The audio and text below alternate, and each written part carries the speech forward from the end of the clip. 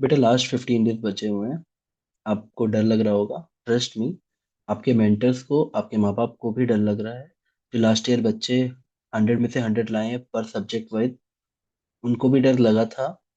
तो डरना is very natural, please इसे नॉर्मलाइज कीजिए। हर अच्छा बच्चा डरा रहता है, बट ये आपकी टाइम मैनेजमेंट को इफेक्ट ना करे।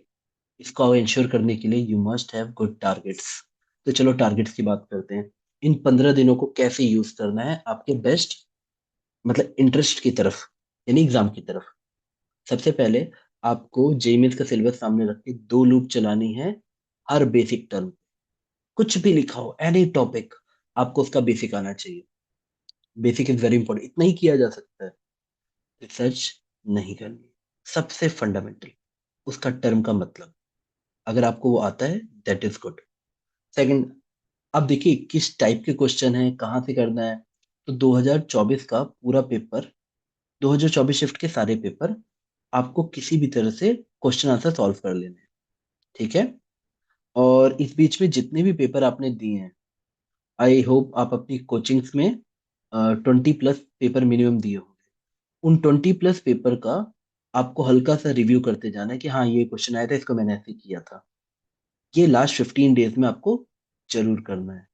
देखिए सिंपल स्ट्रेटजी, आपको सिलेबस लेना है, सब बेसिक जितनी भी चीजें हैं सिलेबस में, topic by topic.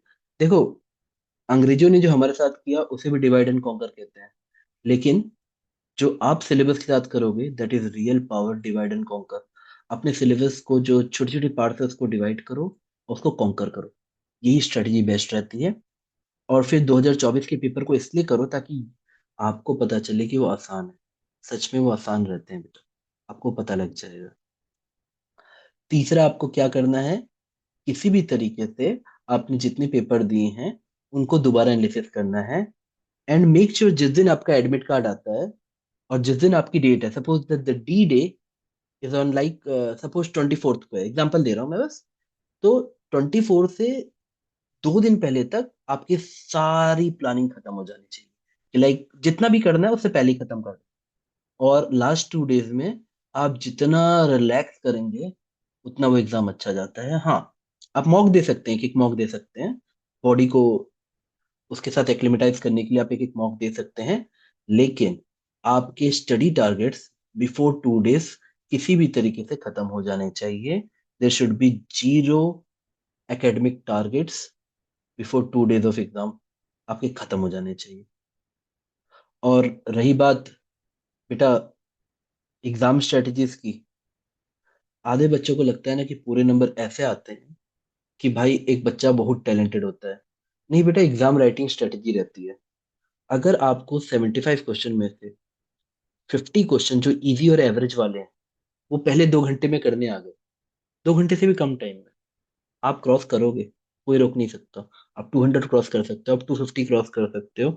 And if that day is your day, आप 300 भी ला सकते हो। लेकिन आपको पहले इजी और एवरेज क्वेश्चन करने पड़ेंगे, क्योंकि देखो, आप कोई भी जंप करो, हार्ड क्वेश्चन में टाइम लगेगा ही लगेगा बेटा, यकीन मानो। और अगर आपने पहले वो क्वेश्चन स्किप कर दिए ना, और देखो ये आपकी अंदर से कॉल है, आपको पता है मैथ्स में या फिजिक्स में कौन सा क्वेश्चन लेंदी जाता है। सर्किट का ऐप पूरा सॉल्विंग दिया है, लेंदी जाएगा भाई। रोटेशनल डायनेमिक्स दिया है तो लेंदी जाएगा। हाँ, एंगुलर मोमेंटम निकालने को बोले तो सब जल्दी हो जाएगा। तो आपको पहचानना है कि कौन सा लंबा कैलकुलेशन है, उसको आखिरी के 1 घंटे में छोड़ देना है। बेटा कई बार, trust me, sometime it is as high as 55 question to 60 question out of 75 will be very easy and average, अगर आप उनको प्रायोरिटाइज करके कर लो। And go with that strategy that you need to solve chemistry first. मैं बहुत सालों से बच्चों को समझा रहा हूँ कि केमिस्ट्री पहले करें, क्योंकि वो आपको टिक करने का ऑप्शन देता है।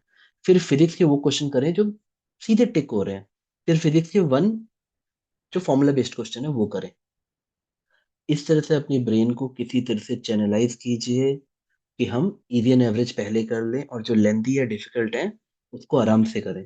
क्योंकि आपको पता है अगर आपकी रिवीजन और तैयारी अच्छी है ना, तो कई बार इजी और एवरेज यानी 50 क्वेश्चन हम पहले 1.5 आवर में भी खत्म कर सकते हैं। एंड बेटा जिसने टाइम मैनेजमेंट सीख ली उसी के नंबर बहुत ज्यादा आएंगे, क्योंकि सबको इनिशियली लगता है it's game of knowledge, it's game of execution. किस तरह से आप एग्जीक्यूट करते हो। और आप डरे हुए हो, तो एक बात मैं स्टोरी की तरह बोलता हूँ और इसी पे मैं वीडियो खत्म करता हूँ। हनुमान जी को भी डर लग रहा था कि लंका कैसे कूदेंगे। फिर किसी ने उनके पास आया और कानों में कहा, जामवन जी ने कहा कि आपके अंदर सारी स्ट्रेंथ ऑलरेडी है, आपको बस एक मतलब अपनी पूरी एनर्जी लगा के जंप मारनी है और आप आसानी से उस पार चले जाओगे। हर एग्जाम के साथ यही होता है बेटा, trust yourself and have that last moment, best impulse. दे दो अपना बेस्ट इम्पल्स और हम मजे में आगे के सारे एग्जाम फोड़ेंगे। बोर्ड का पेपर, अगेन जेई मेंस देंगे, एडवांस भी देंगे, और बस किसी तरह से एनर्जी लेवल कम नहीं होना चाहिए। बाकी जो होगा देख लेंगे। जनवरी वाला भी फोड़ेंगे, अप्रैल वाला भी फोड़ेंगे, और गलती से नहीं फूटा तो अप्रैल वाला फोड़ेंगे भाई। हमें किसी भी एग्जाम को ऐसे नहीं देखना चाहिए कि ये हमारे जीवन का आखिरी एग्जाम होता है।